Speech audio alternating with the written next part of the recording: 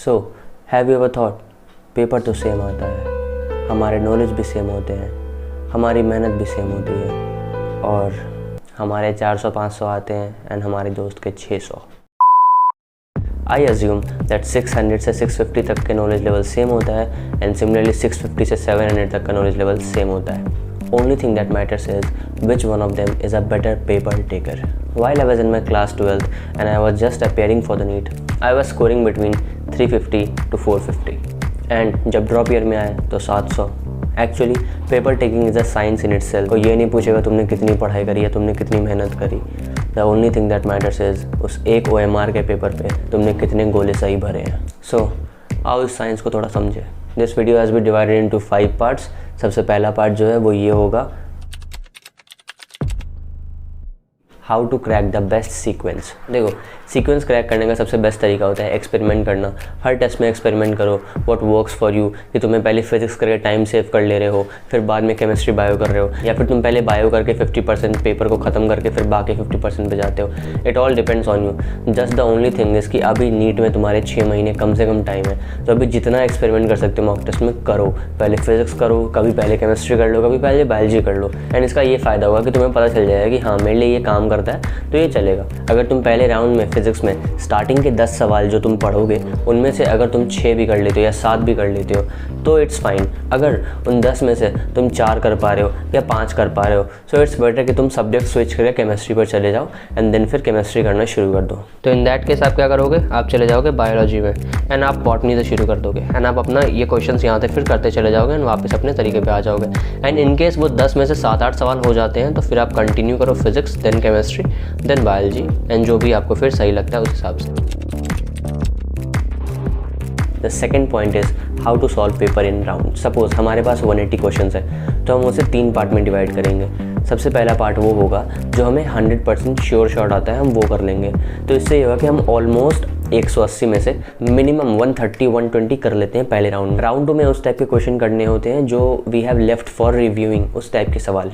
After we are done with round 1 and round 2 तो जो time अगर बचता है तो हम उसमें राउंड 3 में जाते हैं। राउंड 3 में हमें ये करना होता है कि जो सवाल हमें बिल्कुल नहीं आता, हमें तुक्का लगाना है, गेस करना है, हमें वो करना होता है। So will go for that. The third thing is dodging silly mistakes like a pro. So you can't eliminate silly mistakes कि like बिल्कुल ख़त्म ही कर दो। You can just reduce them ताकि वो गलती तुम आगे ना करो। So for avoiding silly mistakes, first of all you should improve your reading ability. जिस तरीके से तुम पढ़ते हो that is most important। कि कहाँ पर तुमने क्या पढ़ा है, बहुत फोकस से पेपर सॉल्व करना होता है। लाइक कहाँ पे नॉट लिखा है, कहाँ इनकरेक्ट लिखा है, कहाँ नॉट इनकरेक्ट लिखा है। And it's very very important कि तुम बॉक्स बनाओ, अंडरलाइन करो, चीज़ों को सर्कल करो, देखो क्या है। एंड अगर तुम्हें नहीं समझ में आ रहा तो तुम एटलीस्ट क्वेश्चन को 2 बार पढ़ो। रीडिंग का टाइम ज़्यादा रखना है। अगर क्वेश्चन को सही से पढ़ लिया 50% क्वेश्चन इज सॉल्व्ड। देख सकते हो मैंने एग्जाम के टाइम पर ये अंडरलाइन कर लिया था वर्टिकल डायरेक्शन एंड यहाँ पे स्पीड पूछी गई है, वेलोसिटी नहीं। तो इन सारी चीज़ों का ध्यान रखना होता है कि स्पीड पूछा है या फिर velocity. So the fourth point is how to do NEET calculations in NEET. For example, this is my NEET paper. इसके अंदर जो भी ऐसे सेक्शंस थे रफ वाले, अगर आप उनमें रफ करते हो तो इट्स मैंडेटरी कि आप इनमें बॉक्सेस बनाओ एंड बॉक्सेस के अंदर क्वेश्चन नंबर लिखो ताकि जब आप रिवाइज कर रहे हो तो आपको वो कैलकुलेशंस दिखे साफ साफ कि हाँ इस क्वेश्चन का कैलकुलेशन या इस क्वेश्चन का रफ वर्क यहाँ पर कर रखा है। The fifth point is revise कैसे करें एंड रिवाइज करने के बाद तुक्का कैसे मारें। सो एक टाइम के बाद जब तुम्हारी स्पीड बढ़ जाएगी, ऐसा वक्त आएगा जब तुम पूरा का पूरा पेपर कर लोगे and still you will have around 1 घंटा हाथ में। उसमें ये कर सकते हो, you can revise the paper फिर से। तो मैं क्या करता था, जैसे मैंने पेपर अटैम्प्ट करना शुरू करा, सपोज मैंने पेपर देना शुरू करा, मैंने स्टार्ट करा फिजिक्स से। फिजिक्स मैंने करी, फिजिक्स हो गए मेरे 1 घंटे के अंदर मान लो। फिर मैंने आधे घंटे में केमिस्ट्री करा एंड आधे घंटे में बायो करा। तो बहुत vaguely I am just explaining. तो स्टिल उसके बाद भी मेरे पास 1 घंटा बचा है। तो उस 1 घंटे में मैं क्या करूँगा, मैं उसे 4 सेक्शंस में डिवाइड कर दूँगा, 15-15 मिनट फॉर ईच सब्जेक्ट। उन 15 मिनट्स में से 10 मिनट मैं उस पूरे क्वेश्चन को रिवाइज़ करूँगा एंड रिवाइज़ करते साथ साथ मैं OMR फिल करना शुरू कर दूँगा। तो जब मैं रिवाइज़ करूँगा मैं बस देख लूँगा कि मैंने कोई सिली मिस्टेक तो नहीं करा है, कुछ बच तो नहीं गया है। एंड उसके साथ साथ क्वेश्चन पढ़ के देखूँगा कि हाँ 1 का C है एंड उस चीज़ को अपने मन में ज़ोर से बोल के 1 का C फिर मैं OMR फिल कर दूँगा। इससे ये होगा कि सिली मिस्टेक होने के चांसेस बहुत कम हो जाएंगे। कई बार ऐसा होता है, सपोज आपको मैच द फॉलोइंग में नहीं आ रहा आंसर, जैसे ए का 2 है, 4 है, 2 है एंड 2 है, तो मतलब ए का 3 बार 2 है, तो मतलब 2 हो सकता है। बी का 1 है, 2 है, 4 है, 4 है, मतलब बी के अंदर 4 2 बार है। सी के अंदर ऐसे ही करते करते सी के अंदर 1 2 बार है और डी के अंदर 3 3 बार है।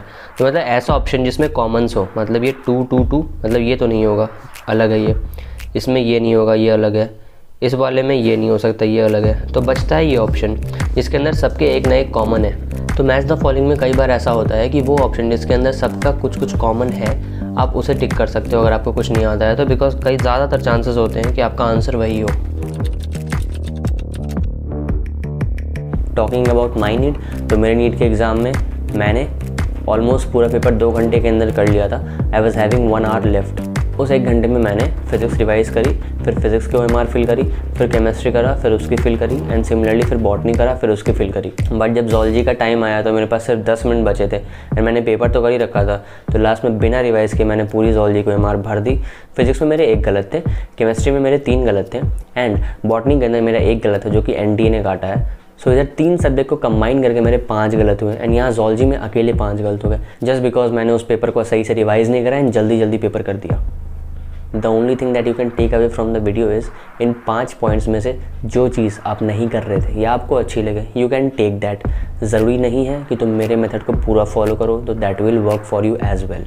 Lastly the most important point, subscribe to the channel if you haven't, like the video and comment down what you want next and share with NEET aspirants. Till then, take care and bye.